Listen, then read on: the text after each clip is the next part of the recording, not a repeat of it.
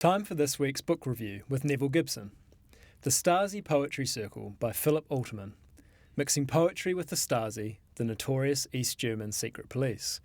Sounds like a bit of an odd mixture, Neville, for this week. It certainly is. I was very intrigued by that. I thought the readers might be a bit of overkill about spies, but this book is a good, easy read. But it's a very literary read. It's really about literary criticism, and it goes quite deeply into the state of East Germany, which lasted from just after the war in 1945 through to 1989, and basically was driven by socialist cultural desires, but they ended up with the most spied-on society in the world. And this book covers how they became so literate.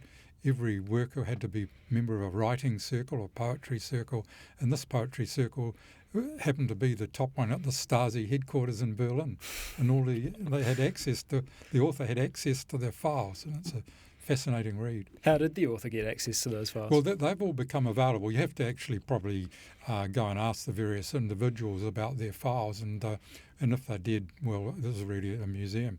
So it's quite a big activity. And these are paper files, by the way. There was everything was written down.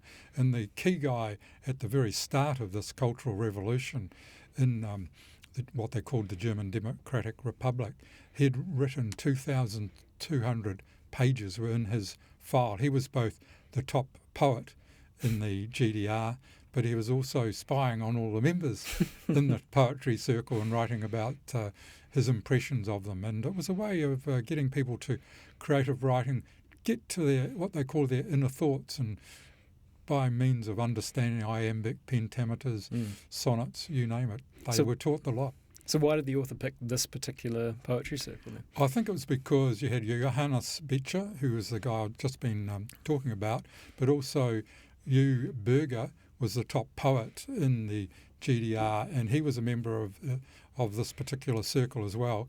And they spied on quite a number of other writers, and basically they controlled the publishing business in Berlin.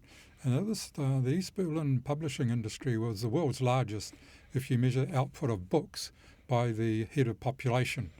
And a lot of those books came into the West. They did a lot of translations into the English language and a lot of classics. And if you're a poor student, when I was going to university, buying a Seven Seas book was the easiest way to buy a lot of these classics, especially books from America. So, East Germany, keen on promoting culture, a society based on spying and surveillance. How do those two meet?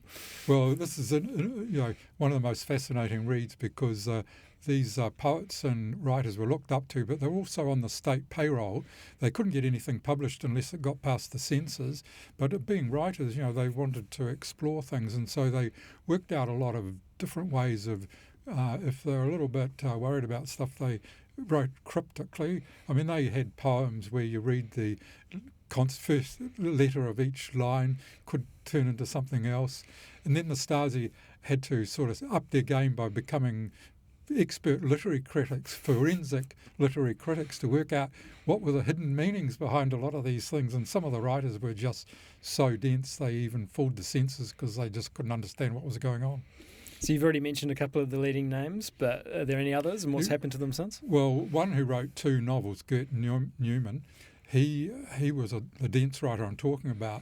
His books weren't actually published in East Germany, but they managed to smuggle them through to the West, where they became quite acclaimed novels. And of course, in 1989, it all ended overnight. The Stasi went out of existence like a puff of smoke, and suddenly all these writers and poets were able to publish freely in the West. Some of them just retired though because there was basically a lot of rubbish. So who's this book for then? Who should read this one? Well, I think anyone interested in cultural history, especially those interested in the East German, you'd have to call it an experiment. And it was quite interesting that the contribution of the East Germans to the wider German thing didn't quite meet up with the reputation to match the work of Schiller and Goethe and that sort of thing. But they certainly churned out a lot of books, and it's had a big impact on West Germany as well. So the publishing industry there is in very good shape. Neville, thanks very much for your time. It was a pleasure.